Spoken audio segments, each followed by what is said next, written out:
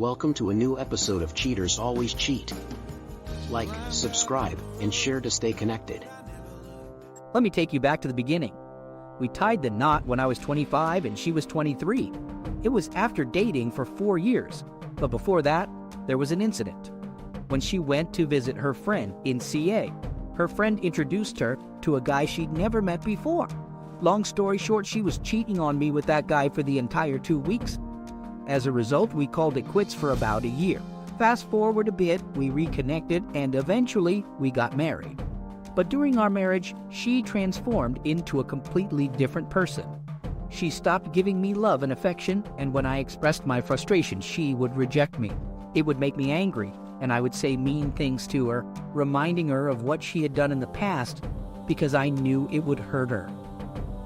Now, let's get back to Labor Day weekend in 2021. My then wife was in Texas for Air Force training, and we were living in Ohio at the time.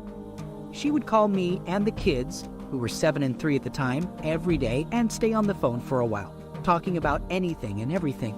But all of a sudden, the calls became shorter and shorter, until one day she missed a call completely. When I confronted her about it, she claimed she was studying for tests. But when it happened again, and she was utterly wasted and drunk on the phone, I got angry and hung up on her. The next day she told me she needed space, making me out to be the bad guy here. We barely talked for 2 weeks after that. We had 2 kids now, but our marriage had become more of a platonic relationship, with little to no love or affection from her. I would try to kiss her, but it felt forced and empty. After our second child, we were like roommates sharing a house, and it took a toll on my mental health. I couldn't be the father or husband I wanted to be, so I sought help from a mental health professional. But let's backtrack a bit.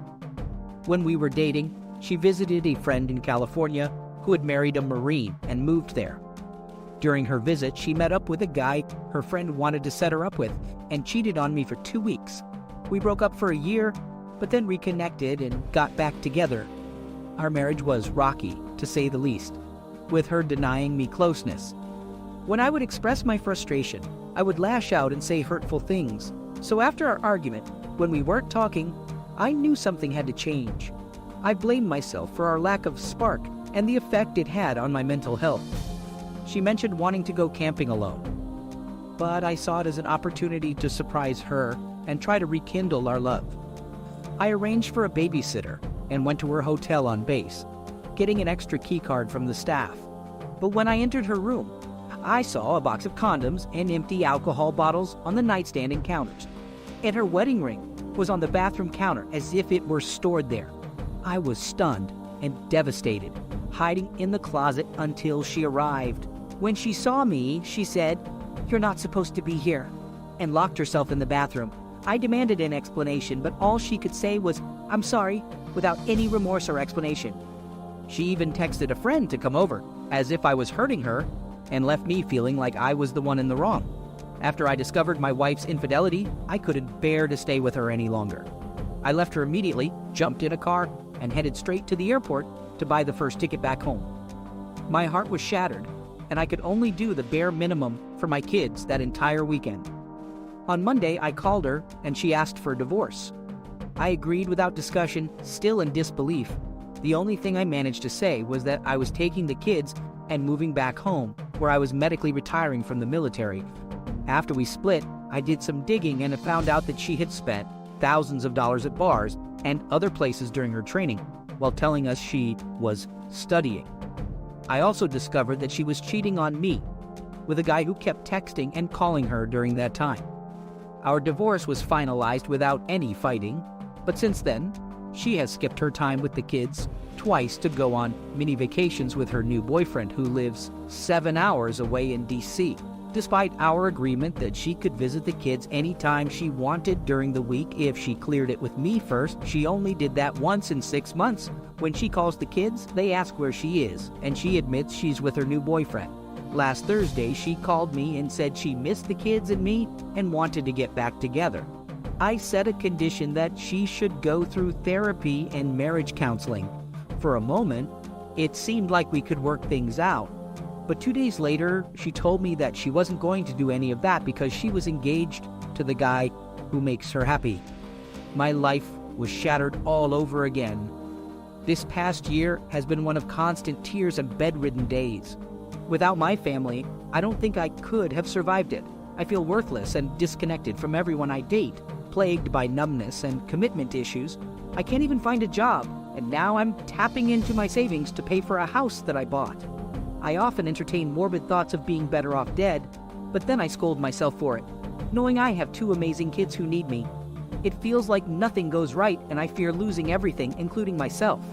I've been seeing a therapist, but honestly, I don't know if it's doing anything for me. I'm at a loss, unsure of what to do next. Maybe sharing my story will help me feel some relief. I'm not sure what I'm looking for, but I had to get it out there. And then it happened. In January of this year, my ex reached out to me, wanting to patch things up. Apparently, she had broken up with the other guy. She called the kids and apologized for not being there for them and for spending all her free time with the other guy. She even told them we were getting back together without even asking me first. I was hesitant, to say the least, and made it clear to her that she needed to seek therapy and work on herself before we even considered getting back together. But this wasn't the first time she had done this. In fact, it was the third time, and I was wary of giving her another chance. The following weekend, the kids and I were heading to Slick City, and they asked if she could come along. I couldn't remember if she had said she would or not, but on Friday she called to say she wasn't feeling well and wouldn't be able to make it. We didn't think much of it and went ahead with our plans. But on Saturday, the kids wanted to video chat with her again, and that's when we saw her, all dressed up and walking into a fancy restaurant with the other guy's voice in the background. We were all livid, and my oldest hung up on her without another word. It was a few weeks later when she called, crying and begging for my forgiveness. She was asking for me to take her back for the fourth time. Would it be a case of fourth time lucky? She explained how she had broken up with her controlling ex again. Apparently, he had all her passwords, a key to her house, and they even shared bank accounts. She told me how he had left her deep in debt by maxing out her credit card after maxing out two of his own.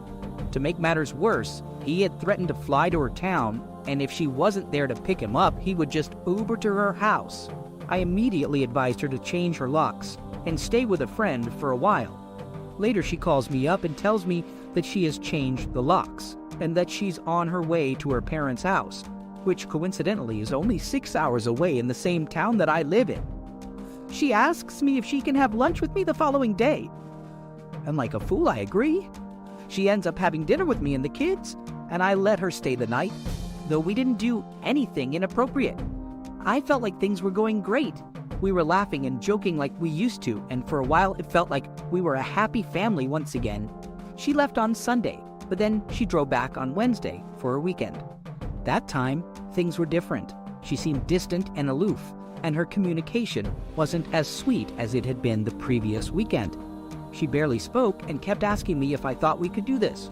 I was getting frustrated because I could see that she was pulling away. I told her that if we were going to make this work, we would need to go through a long road of counseling and therapy. I looked at her and told her that we needed to take a break from spending overnights together and showing the kids that we were together, fooling them into thinking that everything was just peachy. She seemed to understand, or so I thought.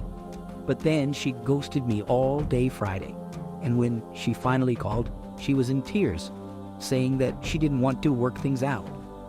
That's when I asked her if she was going back to the other guy. Suddenly, her tears vanished, and she was filled with anger, ranting about how much better he was than me in every way, and that she never wanted to see or speak to me again. It was such a bizarre and swift change in behavior when I asked a simple question. The word she chose and the way she lashed out was strange too. A few days later, my son came home with a new phone from her, and I noticed that she had a new phone number. It looked like she was now on the other guy's phone plan. I can't shake the feeling that there's something on the phone that he's using to control her. I keep asking myself, why do I keep putting myself and my kids through this?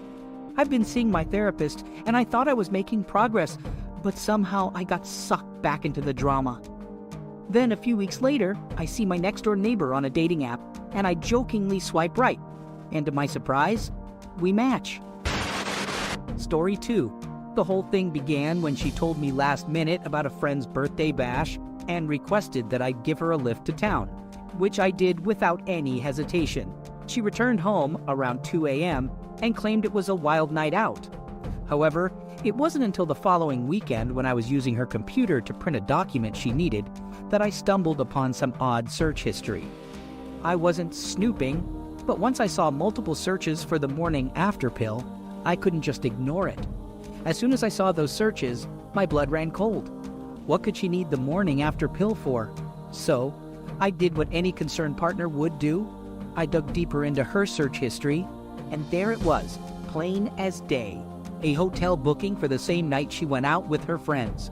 My mind was racing with possibilities, but I tried to stay calm and give her the benefit of the doubt.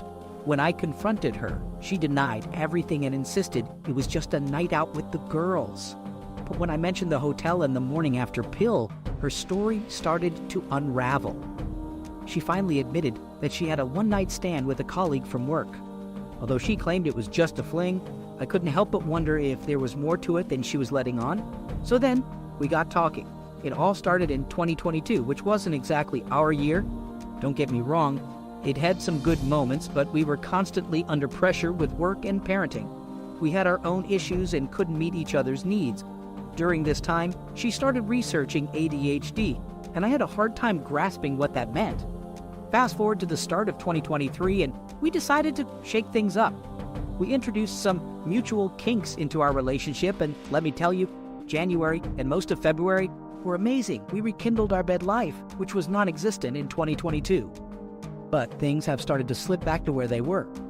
The pressures of life are making it hard for me to keep up with the kinky aspects of our relationship that we both enjoyed. Nonetheless, I was still hopeful, as things seemed to be improving overall. But then, the night before she booked the hotel, we had a row over something fairly trivial. I still can't believe how that tiny thing had such a big impact. We were already under a lot of stress, with work and kids constantly demanding our attention. Maybe it was the straw that broke the camel's back, which brings us back to the one-night stand. I asked her why she did it. She looked down and fidgeted with her hands. Finally, she explained it as a dopamine rush. The high that she experienced in January, where we were both exploring our mutual kinks and meeting each other's emotional needs, was so intense that she couldn't cope with the low that followed. Whereas I had seen the last few weeks as a temporary setback, she saw it as if I was rejecting her.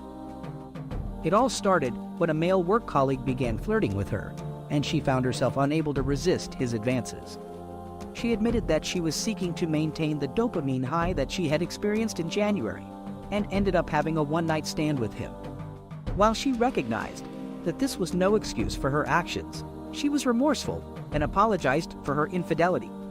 We have since had discussions about the future of our marriage and whether we can move past this betrayal. I have been wondering if her ADHD might have played a role in her decision-making and impulsivity, and would appreciate any advice on this matter. A week had passed since I uncovered my wife's infidelity, but there was still one thing that didn't add up. I suspected that she was lying about who her affair partner was. When I questioned her, she claimed it was a work colleague, someone I had never heard of, who we'll call AP1. She swore that she had no feelings for him and that she had cut off all contact. However, something about her story didn't sit right with me. Then she tried to blame me for her actions, saying that I wasn't giving her enough attention. I couldn't deny that there were areas in our relationship where I could have done better. I had always loved her, but I hadn't always prioritized her needs or shown her enough support. While her actions were inexcusable, I could understand her perspective. Still, I couldn't shake the feeling that there was more to the story than she was letting on. As we tried to mend our broken relationship, we both agreed to attend marriage counseling. Though we haven't had our first session yet, we talked about the possibility of a future together, and we're both willing to give it a shot. However, doubts about her affair partner still lingered in my mind. So I decided to dig deeper into her search history, and what I found left me stunned. The pain just keeps on coming. After snooping through WW's emails, I discovered that she's bought a car seat. The kicker? She doesn't even drive, so the only reason for it must be that she's planning to move in with AP, and the car seat is for his car. She keeps insisting that she wants to live alone, but actions speak louder than words. I know I need to stop obsessing over her whereabouts and focus on moving forward. We've agreed to split childcare 50-50, but the thought of our daughter spending half the week with AP makes my skin crawl. It's a tough pill to swallow, but I need to accept that my ex-wife has moved on and is creating a new life for herself. The situation is clear to me now. A divorce is inevitable, but I have to make sure that it's an amicable one. In the UK, there is an option for a joint application for divorce if both parties agree on the division of assets and childcare arrangements. This is what we've agreed on. So it's in my best financial interest to follow through with this. If we were to go to court and contest the divorce, my wife would likely get more money, and I can't prove that living with her and AP would harm our daughter, so I don't think I could win full custody. It's a bitter pill to swallow, but I have to focus on what's best for our daughter and move on with my life. A few days before her visit, I spilled the beans about the affair to my wife's parents. Seems like they're giving her a tough time about it. In response, my wife sent me a message that I had no right to turn her support network against her. I couldn't resist making a snide remark, saying that at least she still has AP to turn to. She retorted, saying that I shouldn't assume that, and repeated that she has no one looking out for her. Her comments are very odd. It seems like her relationship with AP may already be on the rocks. And despite all this, my wife is still insisting that she's moving into her own flat and that her relationship with AP isn't anything serious. I had my suspicions about my wife's claim that she was moving into a flat on her own. My doubts weren't just rooted in the fact that she was involved with a 23-year-old AP who was also homeless after his own girlfriend threw him out due to their affair. I also knew that financially, she couldn't afford an apartment by herself. Despite her assurances that she'd keep me informed of any decisions affecting our daughter's care, my faith in her honesty was dwindling. And then, just a few days later, I stumbled upon a shocking discovery. My wife's lover was giving my daughter and her a lift to the nursery. I was outraged that she hadn't told me, but I had the evidence to back up my claims. This only reinforced my growing belief that I couldn't trust her, even in matters related to our daughter. I couldn't believe my eyes when I hacked into her email account and found out that my wife had rented an apartment with AP. As I dug deeper, I came across a copy of the tenancy agreement, which confirmed that the lease was in both their names. I had no choice but to keep this information to myself for now, as it would serve as a powerful piece of evidence during the divorce proceedings. After all, how could a mother who lies about her daughter's living arrangements be trusted to make sound decisions about her upbringing?